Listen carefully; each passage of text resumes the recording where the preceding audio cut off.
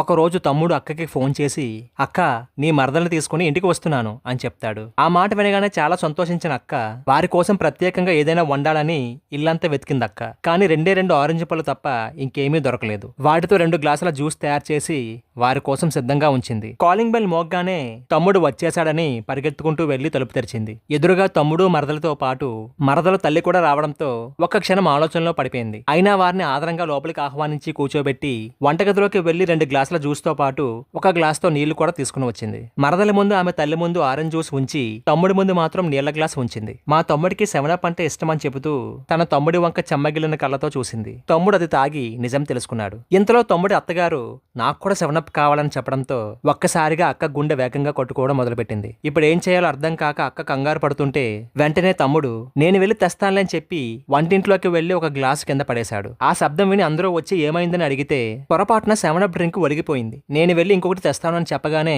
అతని అత్తగారు వద్దులే బాబు అని వారించి ఆవిడ ముందు పెట్టిన ఆరెంజ్ జ్యూస్ తాగింది. అప్పటికి సరిగ్గా మధ్యాహ్నం కావడంతో ఈ రోజు మీ అక్కగారి చేతి వంట తినే మనం వెళ్ళాలి అంటూ తమ్ముడి భార్య అనడంతో అయ్యో అంతకన్నా భాగ్యమా, 5 నిమిషాల్లో వంట రెడీ చేస్తానంటూ అక్క వంటగదిలోకి ఆలోచిస్తూ వెళ్తుంటే వెంటనే తమ్ముడు కలగజేసుకుని మరొక రోజు వచ్చినప్పుడు తప్పకుండా అక్క చేతి వంట తిందువుగాన్లే అని చెప్పి ఇప్పుడు మనం అర్జెంటుగా వెళ్ళాలి, బయలుదేరండి అని చెప్పి ముగ్గురు బయలుదేరారు. వెళ్ళిపోతున్న తమ్ముడు వెనక్కి వచ్చి అక్క చేతులు పట్టుకుని అక్క జాగ్రత్త, వంటగదిని శుభ్రంగా తుడిచేయి, లేదంటే చీమలు పట్టేస్తాయని చెబుతూ తన భార్యకి అత్తగారికి తెలియకుండా అక్క చేతిలో కొంత డబ్బు పెట్టాడు. అది చూసిన అక్క తమ్ముడు వంక ప్రేమగా చూస్తూ తన కన్నీటిని తుడుచుకుంటూ ఉంటే తమ్ముడు వెళ్తూ వెళ్తూ వెనక్కి తిరిగి గట్టిగా అరుస్తూ అక్క ఇక నుంచి తరచుగా పనుల మీద ఈ ఊరు రావాల్సి ఉంటుంది, నేను వచ్చినప్పుడల్లా నీ చేతి వంట రుచి చూడాల్సిందే అని చెబుతూ నీ భవిష్యత్తుకు ఎటువంటి కష్టం వచ్చినా సరే నేనున్నాననే విషయాన్ని మర్చిపోకనే సంకేతాన్నిచ్చి వెళ్ళాడు. రక్త సంబంధంతో పుట్టిన తోబుట్టవులని ఒక బరువుగా భావిస్తూ వారి అవసరాలతో అసలే పనిలేదని అనుకోవడం చాలా తప్పు. నీకు అనుకోని కష్టం ఎదురైనప్పుడు